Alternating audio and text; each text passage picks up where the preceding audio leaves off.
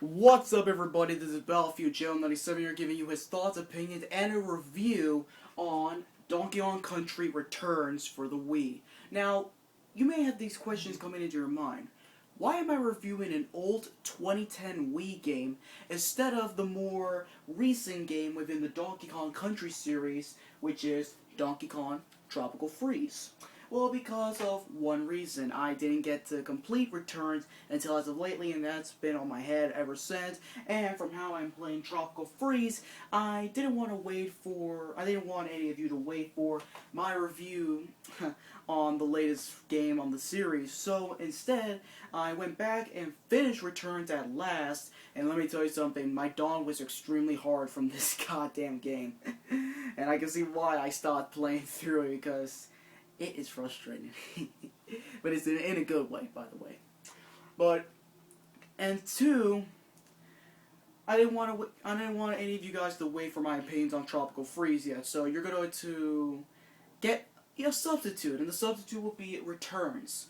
Now, let's get this on the rundown. I really wanted to have a platforming Donkey Kong game in the style of the country games back on the SNES days when Retro used to make good games and weren't an authority like Microsoft being in their backs. Now they're just making avatars and Kinect games, which is kind of sad. And then the people who did make the games that we remember of Rare, well, they're out of that company for good. But the Donkey Kong series after Rare left was like in this weird state. Like they were doing experimental things with it, like on that Congo game on the GameCube, where they had like the Congos and the Congo controls, and it kind of was a predecessor to the Wiimote and the motion controls that Nintendo would use for the coming years. And the DS game, Donkey Kong Climber, where you use the L and R buttons on the DS to move about, and then they had this weird Donkey Kong racing game on the Wii, and I was like, man, they need to make a country game. That's my thought, and I really missed it.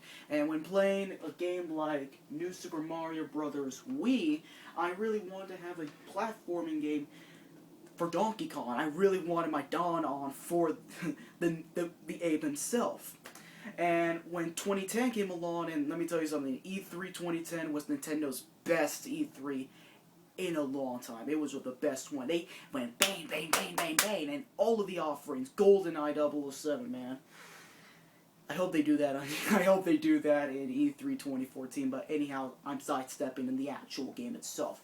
When they announced that Retro Studios, the team who made the fantastic Metroid Prime games 1, 2, and 3, that when they were going to make a Donkey Kong Country game, a platformer, I was like, oh my fucking god, this shit I need to get. And note to self, I got Donkey Kong Country Returns back in 2010, and I played it, and I fucking loved it. Retro did a fantastic job with the whole thing, and I really did love how they kept the challenge of the country games back then with Return. Hell, even made it even more difficult as all hell.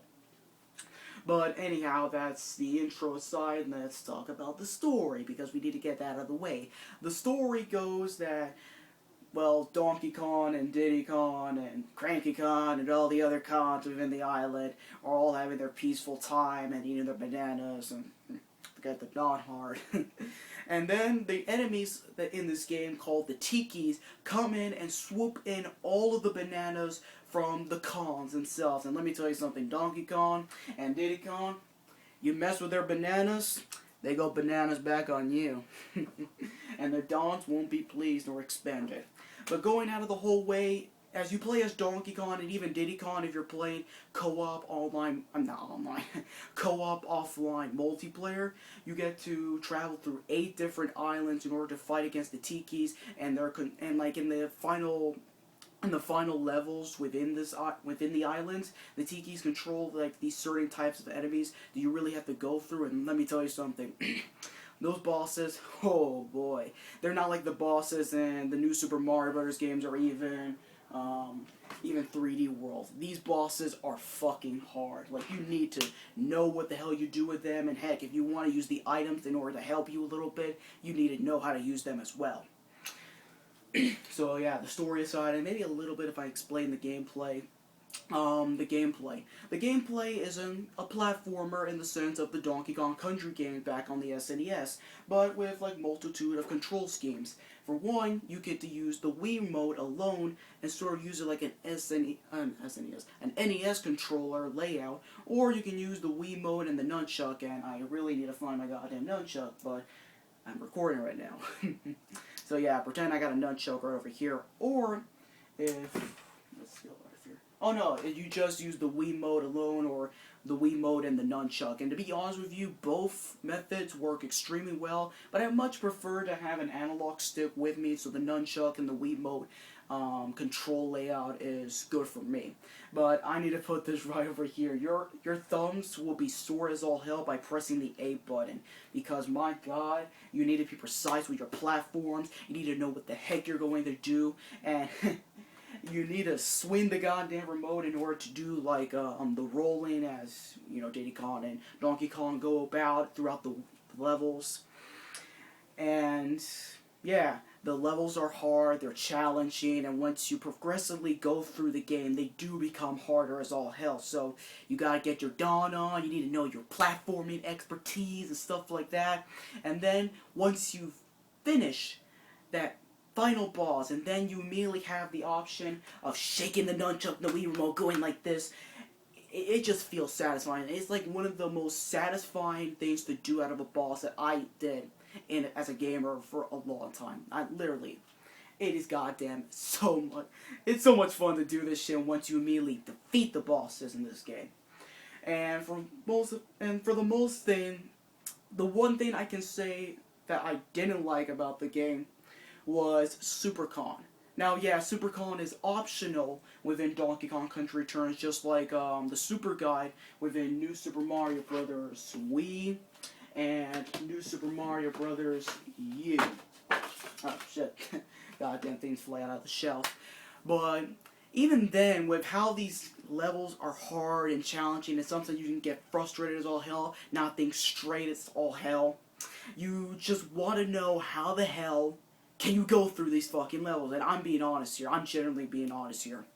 I did use Super Con 3 times throughout the entirety of the game, and I didn't feel proud about it. I mean, I really wanted to get that level by myself, and, you know, after grinding my way through one fucking level for like 1 hour or so, I finally was able to get through those levels themselves, and I just felt satisfied. Literally, you will feel satisfied as all hell, triumphantly satisfied by going through a level within Donkey Kong Country Returns, especially the boss fights as well. Now, yeah. And yeah, I think I got the gameplay aside from my head. Now for the graphics.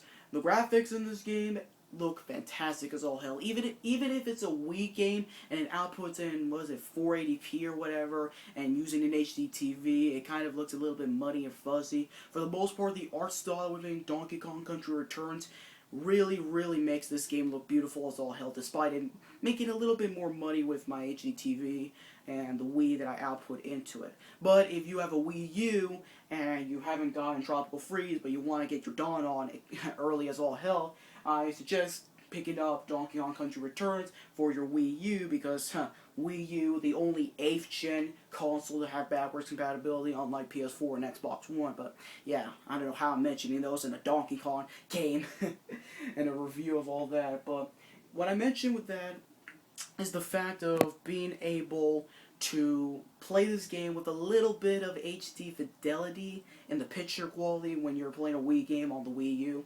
Besides the point. And the music, despite it not being composed by David Wise, which for one, he came back to the series within Tropical Freeze, the composer of the game, which I really need to know his or her name, I might put in the annotation of this video, they really did a fantastic job with this game's soundtrack. And while the soundtrack in this game is, well, if you compare it to Tropical Freeze, is utter shit, it still is a fantastic, you know, music to listen to. And heck, I even listened to it outside of the game, and it really does, you know, get your day really going and all that kind of stuff. And replay value. This game has a lot of replay values in trying to get all the con letters, get all the puzzle pieces, and stuff like that. But when I'm playing Tropical Freeze as of right now, Tropical Freeze's replayability might be even more high with the amount of figures that you get by buying it through the Funky Con shop and stuff like that, but I'm overstating myself in the welcome. I should mention that in Tropical Freeze's review, not in Return's review. But overall, is Donkey Kong Country Returns a worthwhile game? Yeah, it's a worthwhile fucking game.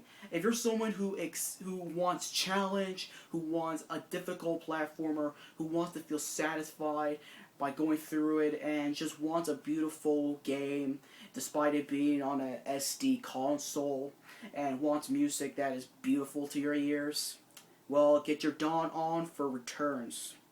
This is Battlefield Joe 97. Catch you guys later.